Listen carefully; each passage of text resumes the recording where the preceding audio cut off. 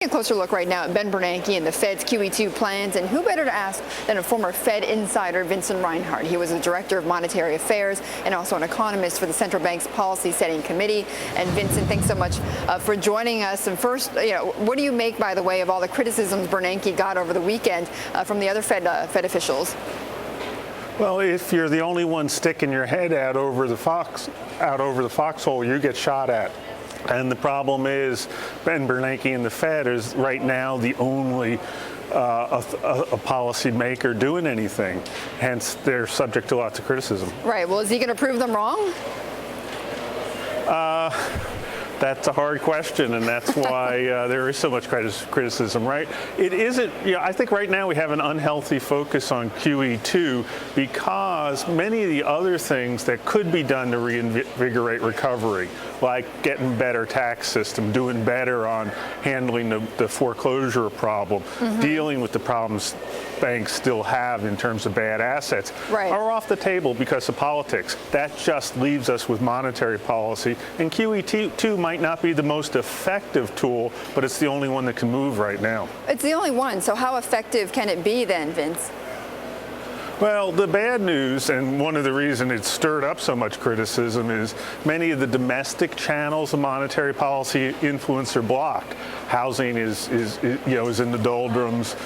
Businesses are already sitting on cash, and they're very uncertain. The only channel left is dollar depreciation. So part of the design principle of Fed policy right now is to generate inflation through some more dollar depreciation. Okay, but then in your view, are you happy with what the Fed did? Again, I would have written down, 14 or 15 other things I'd prefer coming out of Washington, but if those first 14 or 15 aren't coming, then QE2 is about the only... What's on the top of your list then, Vince? Dealing with the problems of the Bush tax cuts reverting, getting a more sensible tax system, dealing with the overhang of bad assets of financial institutions, which therefore will also have to deal with the overhang of households being underwater with their mortgages and the problems with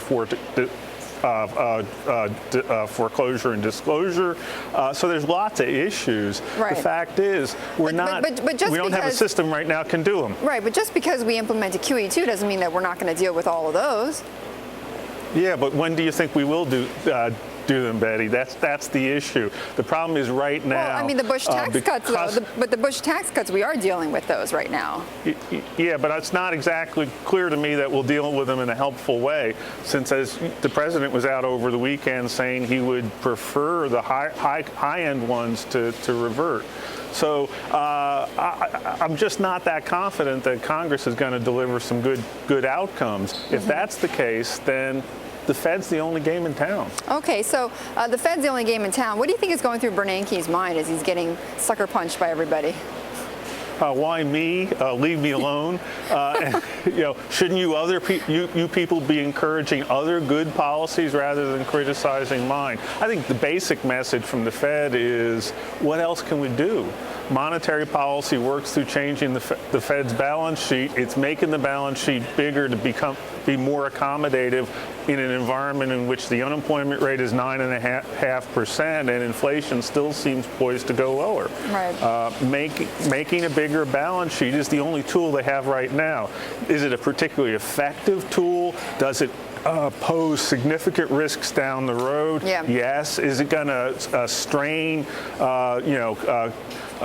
tensions around the world? Yes. Right now, the U.S., through the Federal Reserve, is asking our trading partners to share our weakness. Right. They don't want to do that. No, of course not. They want to share their weakness. Okay. Right, exactly. Anyway. All right, Vincent, thank you so much. We're going to have to leave it there. Vincent Reinhart joining us, giving his take on Ben Bernanke and the economy.